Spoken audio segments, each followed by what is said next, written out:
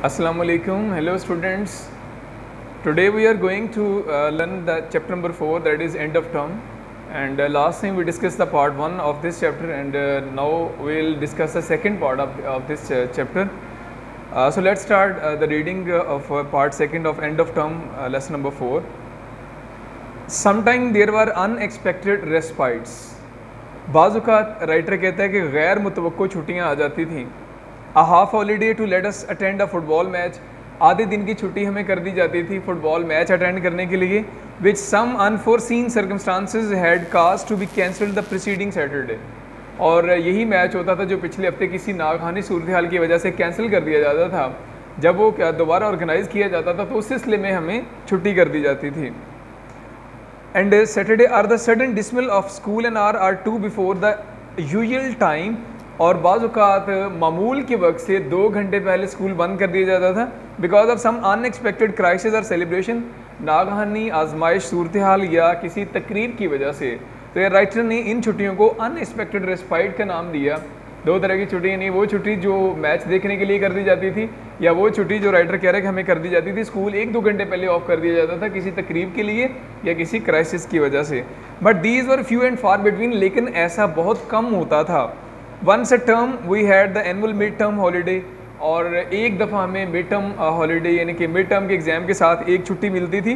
अब Monday of, और अक्सर ऐसा होता था कि वो छुट्टी हमेशा सोमवार के दिन की होती थी, which made a लग्जूरियसली long weekend, जिसकी वजह से हमारा वीकेंड थोड़ा लंबा हो जाता था.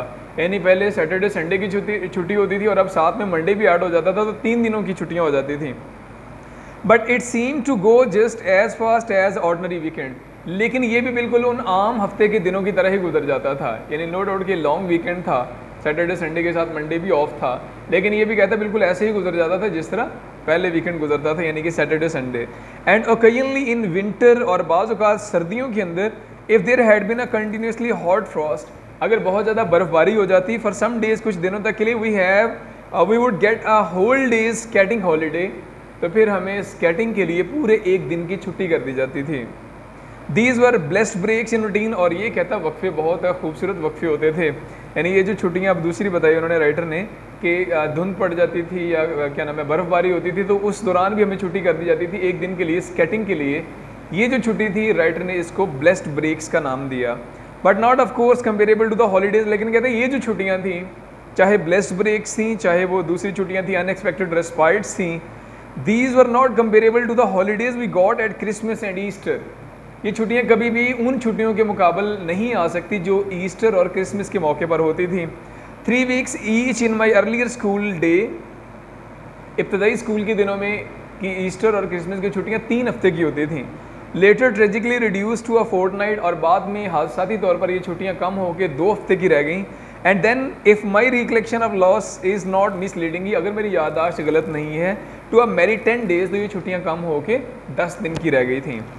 But the holiday were the summer holidays, लेकिन छुट्टियाँ जो असल थीं वो थी गर्मियों की छुट्टियाँ. द 2 months वेकेशन, 2 महीने की छुट्टियाँ we got in the summer time, जो हम गर्मियों में जो हमें मिलती थी. And it was these month toward which the whole year moved, और ये वो छुट्टियाँ थी जिनकी जानब पूरा साल जो है वो रवा दवा रहता था, यानी पूरा साल हम वेट करते थे इन छुट्टियों का. 2 months seemed a long time in those days. 2 महीने उन दिनों बहुत लंबा वक्त मालूम होता था. Indeed, यकीनन I used to have feeling that for all practical purposes, मैं सोचता होता था कि तमाम अमली मकासद यानी तमाम काम जो सोचे होते थे मैंने, I could look forward to a period of permanent felicity, वो मैं सारे कर सकता हूँ इस परमानेंट फेलिसिटी यानी कि मुस्तकिल जो खुशी का ज़रिया है जो वक्त था, इस वक्त के अंदर मैं अपने सारे काम जो वो अंजाम दे सकता था. परमानेंट फेलिसिटी यानी ऐसी छुट्टियां जो एक लॉन्ग टेन्योर चलने वाली हैं. राइटर कहता है कि इसका मुझे सबसे ज़्यादा इंतज़ार होता था. I would walk home across the meadows in the July sunshine. छुट्टियों के अंदर क्या करता होता था कि जुलाई की जो धूप होती थी उसमें चिरागा की जानब चलना. Wearing my summer school cloth of grey, और ग्रे कलर के सरमई रंग के कपड़े पहनना, क्रिकेट शर्ट पहनना, ग्रे शॉर्ट्स और जो निकर होती है घुटनों से ऊपर तक वो पहनना. एंड रेड वेस्टर्न ब्लेजर्स, और वेस्टर्न के जो सुर्ख कलर के कोट थे वो पहनना. एंड सेवर माई हैप्पीनेस, और अपनी खुशियों को एंजॉय करना. राइटर कहते हैं ये काम होते थे जो वो गर्मियों की छुट्टियों में किया करता था, यानी अपनी खूबसूरत अपने मन की पसंद की अपनी ड्रेसिंग करना, उसके बाद कोट पहनना और उसके बाद चरागाहों की सैर के लिए निकलना। ये वो खुशियाँ थी जो राइटर उन 3 महीने की छुट्टियों से हासिल करता था। With conscious relish, I could hardly believe that 3 strenuous school terms had indeed rolled away. छुट्टियां जब आने वाली होती थी तो राइटर कहता था कि मुझे यकीन करना मेरे लिए मुश्किल होता था दैट 3 स्ट्रेनुअस स्कूल टर्म्स के जो मुश्किल तरीन दिन थे, मुश्किल तरीन जो वक्त था, 3 जो हमने टर्म्स गुजार दी स्कूल के अंदर, इंडीड रोल्ड अवे, वो अब ख़त्म होने वाले थे। एंड द लॉन्ग फॉर, और जिसकी ख्वाहिश की जाती थी, ड्रीम्ड ऑफ ऑलमोस्ट, और जिसके बारे में ख्वाब देखे जाते थे, मिथिकल समर हॉलीडेज, एक अफसानवी जो छुट्टियां थी गर्मियों की, वर एट हैंड, वो बिल्कुल करीब महसूस हो रही होती थी। अनस्पॉइल्ड एज येट, और अभी तक वो छुट्टियां जो थी वो अनस्पॉइल्ड थी, यानी अभी तक उनको इस्तेमाल नहीं किया गया। लाइंग इंटेक्ट, और ये सालम और साबित थी। एंड प्रॉमिसिंग जस्ट हैड, और बिल्कुल उम्मीद अफजा छुट्टियां होती थी ये। It all seem to be good to be true, और ये सारा कुछ ऐसा था कि ये बिलीव करना मुश्किल था। It all seemed too good to be true, ये सारी चीज़ें जो थी वो ऐसा सच था जिस पर यकीन नहीं आता था कि छुट्टियां आने वाली हैं। Wishes didn't come true in life, और फिर वो मूव करता है कि ख्वाहिशात जो हैं वो ज़िंदगी में पूरी नहीं होती। आई न्यू दैट, मैं जानता था, ऑल माई अर्ली चाइल्डहुड के अपने सारे बचपन, I long desperately for a tricycle, मैंने सबसे पहले एक ट्राईसाइकिल की ख्वाहिश की, बड़ी मायूसी के साथ मैं ख्वाहिश करता रहा, विच 3 पहियों वाली साइकिल की, विच में my parents could never afford, जो मेरे वालिदैन जो थे वो लेके नहीं दे सकते थे। And later the wishes was transfer to a bicycle, जब बड़ा हुआ थोड़ा सा तो ट्राईसाइकिल की जो ख्वाहिश थी वो कन्वर्ट होगी बाईसाइकिल के अंदर। And there too I was permanently disappointed, और यहाँ पर भी मुझे बहुत ज़्यादा मुस्तकिल मायूसी का सामना करना पड़ा। I bought my first bicycle for myself when I was 21 with prize money, पहली बाईसाइकिल जो मैंने अपनी ख़रीदी थी वो कहता है उस पैसों से ख़रीदी थी जो मुझे यूनिवर्सिटी के अंदर मिले थे, एक प्राइज़ के अंदर, एक इनाम जीता था मैंने। I had won at Edinburgh University, जो एडिनबर्ग यूनिवर्सिटी के अंदर इनाम जीता था, उस इनाम के पैसों से मैंने वो साइकिल ख़रीदी। How often had I stood outside a sweet shop, और बाज़ औक़ात राइटर कहते हैं कि मैं मिठाई वाली दुकान के बाहर खड़ा रहता विद द एम्प्टी पॉकेट्स, खाली जेबों के साथ, लॉन्गिंग फॉर अ पेनी और 2, और ख्वाहिश करता था कि काश 1-2 सिक्के मेरे पास होते, टू मटीरियलाइज सम हो, ताकि मैं अपनी ख्वाहिश को पूरा कर लेता। Are hung on the outskirt of a crowd, और बाज़ औक़ात कहता है कि मैं हजूम के बाहर वाले किनारे के पास खड़ा रहता, अराउंड एन आइसक्रीम बैरो, एक जो आइसक्रीम वाली रेडी थी उसके पास, wondering whether the ice cream man would be miraculously inspired to offer me a cornet or slider free, सोचता था कि शायद कॉर्नेटो वाला या आइसक्रीम वाला जो है मुझे कॉर्नेटो, एक त्रिकोण शक्ल की जो आइसक्रीम है वो, या स्लाइडर जो है वो फ्री में दे देगा। These things never happened, लेकिन ऐसा लाइफ में कभी नहीं हुआ। Few pence a week pocket money we received was to be put into a money box, चंद पैनी हमें पॉकेट मनी मिलती थी, करेंसी मिलती थी हमें चंद पैनी, और वो भी हमें मनी बॉक्स में जमा करनी होती थी। And during our early childhood Lionel, Sylvia and I never had anything to spend for ourselves, और इब्तदाई जो हमारे बचपन के दिन थे उन दिनों में हम तीनों बहन भाइयों को इतने पैसे मिलते थे कि हम उनको महफूज कर सकते थे, खर्चते नहीं थे उनको। Yet summer and the summer holidays did कम, फिर भी एक ख्वाहिश जो हमेशा पूरी होती थी वो ये थी कि गर्मियाँ और गर्मियों की छुट्टियाँ ज़रूर आती थी।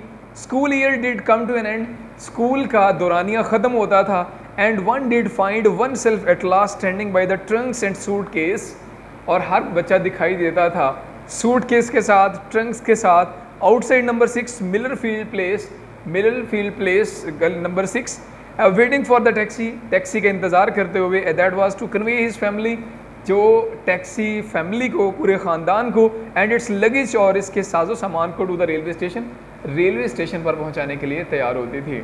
लास्ट पार्ट के अंदर आज हमने जो डिस्कस किया लेसन, राइटर ने एक बात की अनएक्सपेक्टेड रिस्पाइट्स की, गैर मुतवक्को छुट्टियाँ, फिर राइटर ने बात की ब्लेस्ड ब्रेक्स की, वो छुट्टियाँ जो बहुत वक्फे, इन्हें बहुत कम रेयर होता था, कभी कभार होती थी। फिर राइटर ने हमारे साथ बात शेयर की ईस्टर और क्रिसमस हॉलीडेज़ की, और फिर एट द एंड राइटर ने कहा कि पूरा साल जिसका हम वेट करते थे वो थी 2 मंथ वेकेशन, गर्मियों की छुट्टियाँ। और ये वो छुट्टियाँ थी जो एक परमानेंट फेलिसिटी का पीरियड होता था, मुस्तकिल खुशी का ज़माना होता था हमारे लिए। और फिर राइटर ने बात की एंड पे, लास्ट टॉपिक उसने डिस्कस किया कि कुछ ख्वाहिशात ऐसी हैं जो पूरी नहीं होती, और राइटर ने फिर अपनी जो इब्तदाई लाइफ थी, इब्तदाई जो ज़िंदगी थी उसके बारे में बताया कि किस तरह से हम तीनों बहन भाइयों को पैसे मिलते थे और हम उनको महफूज कर लिया करते थे, हम उनको खर्च नहीं सकते थे। और ट्राईसाइकिल की ख्वाहिश की, फिर बाईसाइकिल की ख्वाहिश की, फिर मिठाई खाने की ख्वाहिश की, फिर आइसक्रीम की ख्वाहिश, बहुत सारी ख्वाहिशात ऐसी थी, राइटर कहता कि जो सिर्फ ख्वाहिशात ही रहीं।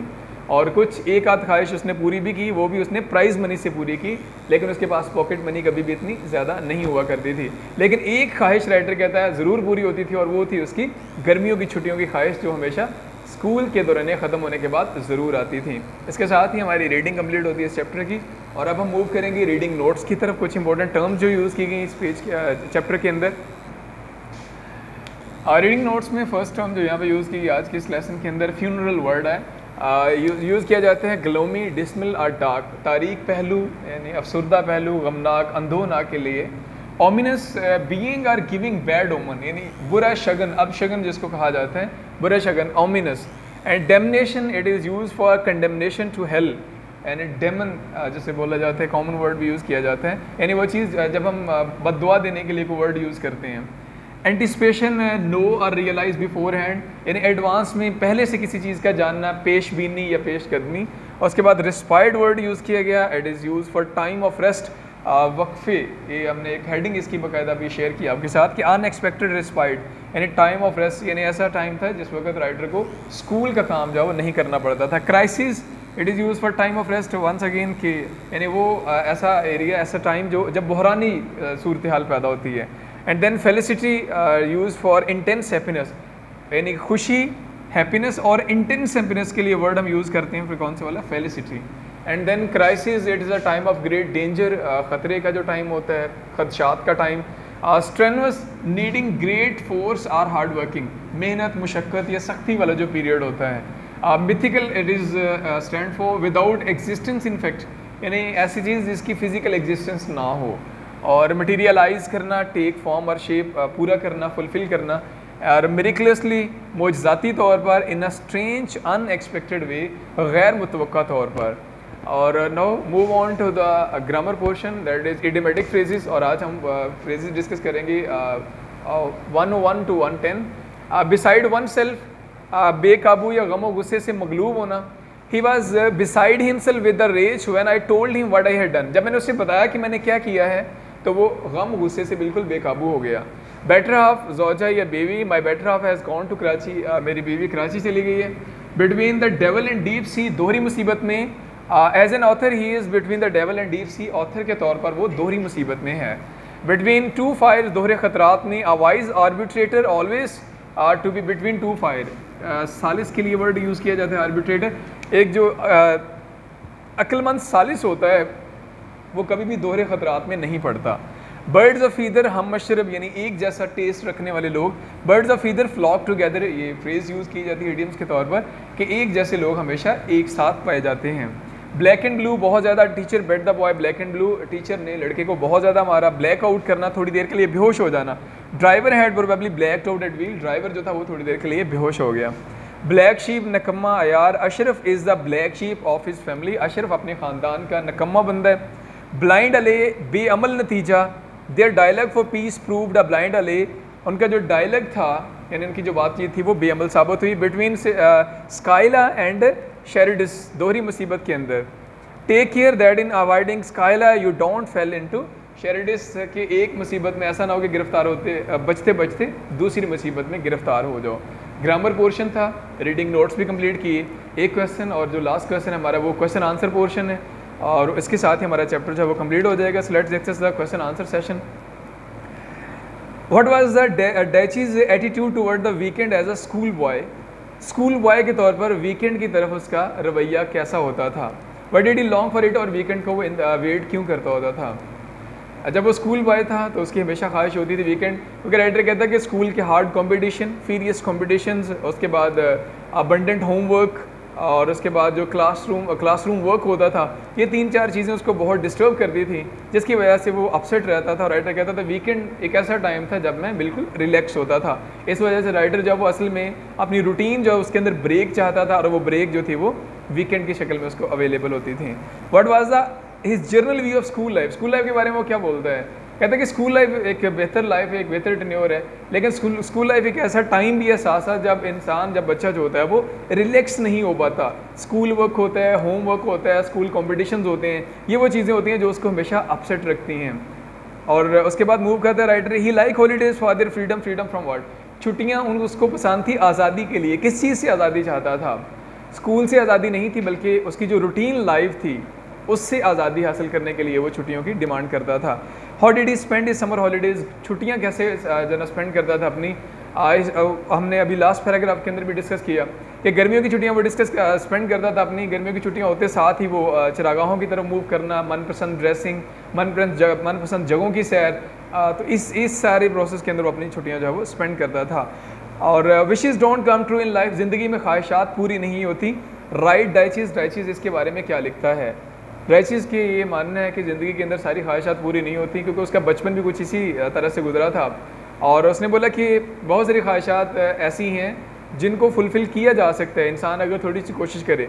जैसे उसने अपनी ये ख्वाहिश पूरी की थी जो ट्राइसिकल से मूव किया था बाइसिकल पे, जो उसने प्राइज़ मनी से अपनी ख्वाहिश पूरी की थी। लेकिन इसके बावजूद भी राइटर कहता है कि ज़िंदगी में सारी ख्वाहिशात जो हैं वो पूरी नहीं होती। And what are the things he long for, कौन सी ख्वाहिशें थी जिसकी वो चाहता था कि ये पूरी करे लेकिन वो नहीं कर सका।